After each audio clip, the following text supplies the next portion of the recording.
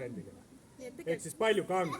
Vesinikperoksiid ise kogu aeg laguneb. Tegelikult ka praegu ei ole näha, aga laguneb veeks ja hapnikuks. Ja me lisame sinna sisse natukene nõudepesuvahendit. Ja miks me lisame seepi, et seda reaktsiooni oleks näha. Ehk siis selle seebi mullide kuju. Kui me ei lisaks, oleks näha, aga te oleks nii efektne.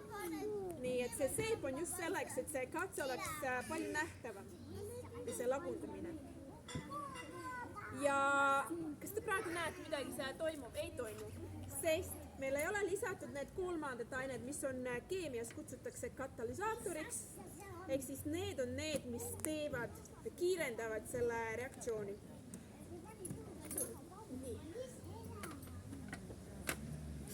No nii. Ja paneme vaikselt neid koostisosasid siia valmis, natukene pärmi. Oba. Esimesena. Mangaanoksiini teise. No siukene lusika täis. Nii. Ja kaaliumitiid ka. Natukene siin segame ka, et nad hästi meil valmis oleks. Mitu sekundit sul on käsnud?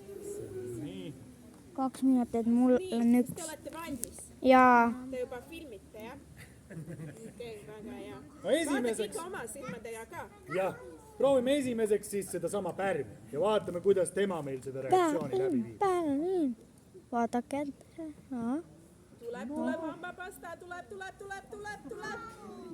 Päris väike. Tuleb, aga ta on siukene mitte nii muljet avaldav, kui ta võiks olla, eks ju. On jah, siuke paksema. Kui keegi tahab, võib pärast koju kaasa võtta. Nali. Nii, järgmiseks mangaanoksiid. Läheb ilusasti siia 3, sisse. 2, 1. No juba muljet avaldav. Näete, kuidas tossab.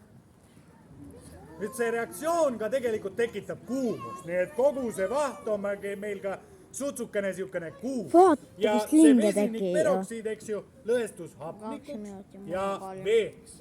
Mul on 2. Paneme kolmanda ka. Olete valmis? Jaa. Meil taevas on nii kõrge. Okei, ma natuke kardan. See lendab väga kõrgele. 3. Vähemalt üle meetri. Tuleb. Okei, oled valmis? Jaa.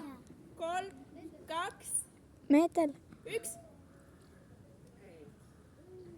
Oodake.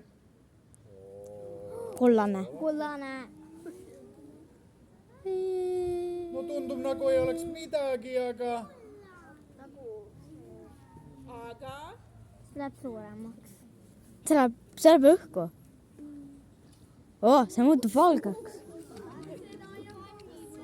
Oi, kas meil siin ruumi jätkub selle?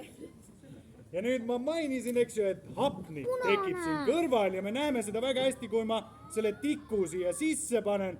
Minu tikk põleb väga palju paremini. No kõik on niiske praegu, aga proovime siin 2 tikuga hoopis. Et see vaht on siis segu hapnikust ja põleb väga palju paremini, ei kustu tikk siin ära. Ilusasti aitab sellel tikul isegi paremini veel põleda. Ja ongi meie 3 hambapastat valmis. Mis teie arvate kõige muljetavaldav oli? Teine uskumatu. Kusjuures nägid seda tossu ja selles reaktsiooni käigus.